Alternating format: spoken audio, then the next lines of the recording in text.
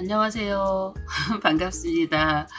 예, 책을 어떻게 읽어야 되는지, 그리고 책을 우리가 가지고 있을 때 원서를 그냥 퀴즈만 한번 풀고 그냥 넘겨버리는 경우가 상당히 많으시거든요. 그래서 그런 책을 어떻게 활용해야 되는지를 좀 말씀드리고, 추천도서 읽는 법을 잘 모르시는 것 같아서 저희가 설명을 해드릴 거니까 여러분께서 아마 보시고 훨씬 더 좀 이해되실 거라고 생각을 합니다. 아마 지금 제가 인스타그램 라이브 방송을 2017년부터 6년이 지난 시간 동안 계속 하면서 영어 교육의 흐름이 많이 바뀌었고, 또 퍼플 아카데미를 하면서 아이들이 영어의 기준 일정량에 하는 그 레벨 자체가 많이 올라갔죠. 그래서 이런 레벨이 올라갈 수 있는 이유는 아이들이 학습과 리딩을 같이 한 가장 큰 이유가 있습니다. 그래서 학습과 리딩을 같이 하는 우리 아이들의 그런 독서를 통해서 이루어지는 것들, 그리고 또 기존에는 아이들의 책을 아이의 영어 실력의 레벨에 맞지 않게 막 무작위로 읽었어요. 그런데 그렇게 무작위로 읽다 보니까 아이가 읽어도 아이한테 효과가 전혀 없게 영어 독서 리딩을 한 거죠. 그래서 퍼플 아카데미에서 2018년에 좀 급하게 이런 가이드 리딩 레벨이라던가 아니면 르네상스 러닝이나 에세이 레벨을 소개를 해드리고 이대로 읽으셔야 된다라고 말씀을 드렸어요.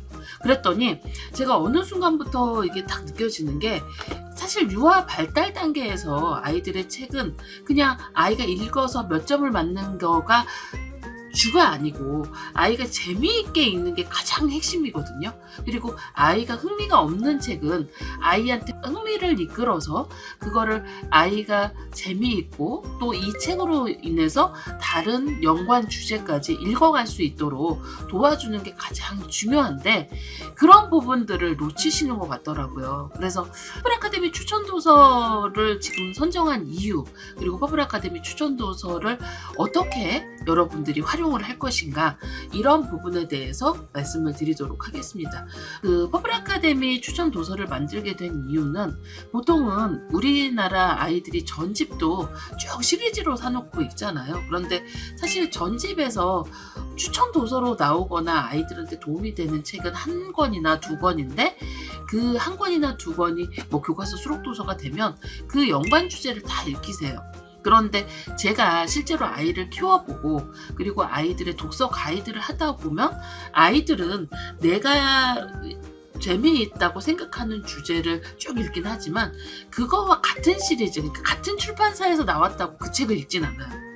하물며 독서는, 흥미 위주의 독서는 더 그렇죠. 그러니까 사실 미국 교과서나 우리나라 교과서 수록 도서에도 그 도서에 아이들이 좋아하는 영역이 다 주제별로 그리고 항목별로 나눠져 있죠.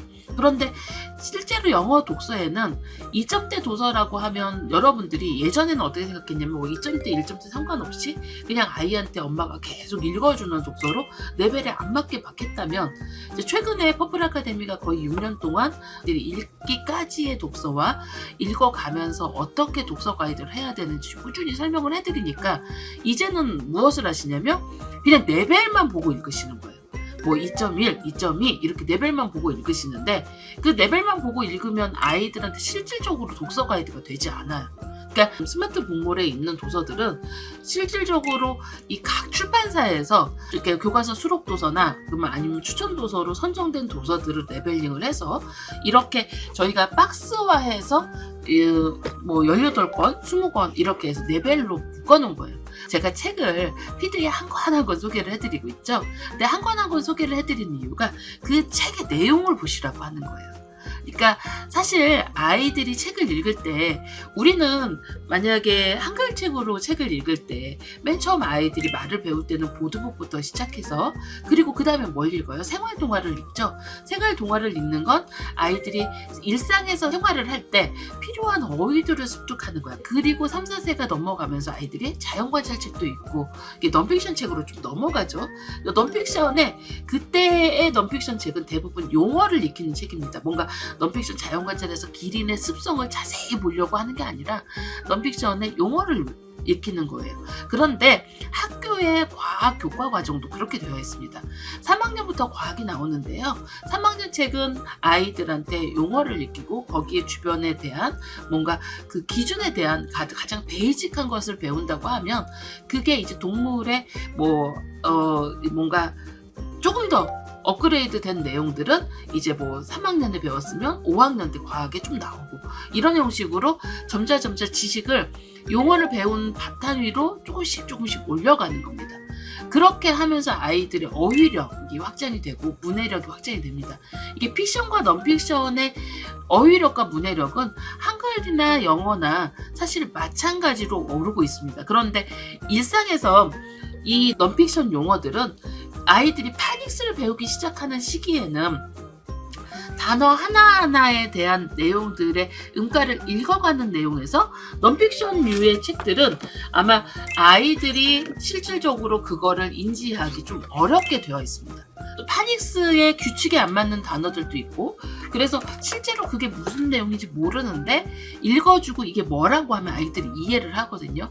그래서 넌픽션을 아이들한테 익힐 때의 노하우가 있다고 제가 말씀을 드렸고 저희가 최근에 기초 리더스의 넌픽션 프로젝트를 하면서 이런 부분의 방법을 알려드리려고 이렇게 공부를 하는 겁니다 라고 프로젝트를 하죠.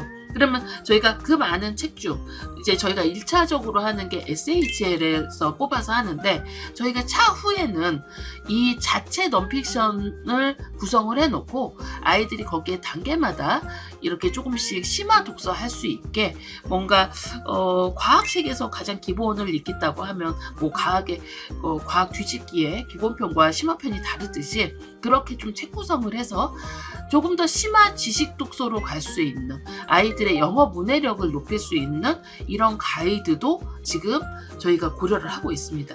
그래서 거기에 처음 시작하는 게 SHL이고 SHL 프로젝트를 하시면서 감을 잡으시면서 가다 보면 원장님 저는 아이 책을 읽는데 감을 잘 모르겠어요. 이렇게 하실 수도 있어요. 그런데 그렇게 감을 잘 모르신다고 할 때 애는 감을 잡을 수 있어요. 저희가 이렇게 알려주는 걸로 이렇게 읽으면 책이 조금 더 쉽구나 라고 아이가 스스로 깨우치고 또 해 나가는 아이들이 있거든요. 그리고 또 그게 안 되면 퍼플 아카데미에서 조금 더 그 아이들의 학습 방법을 가이드를 해서 알려드리려고 하니까 저와 함께 우리 어떻게 하면 아이들의 리딩 레벨을 좀 영어 실력을 탄탄하게 올리면서 갈 수 있는지 함께 시작해 보도록 하죠.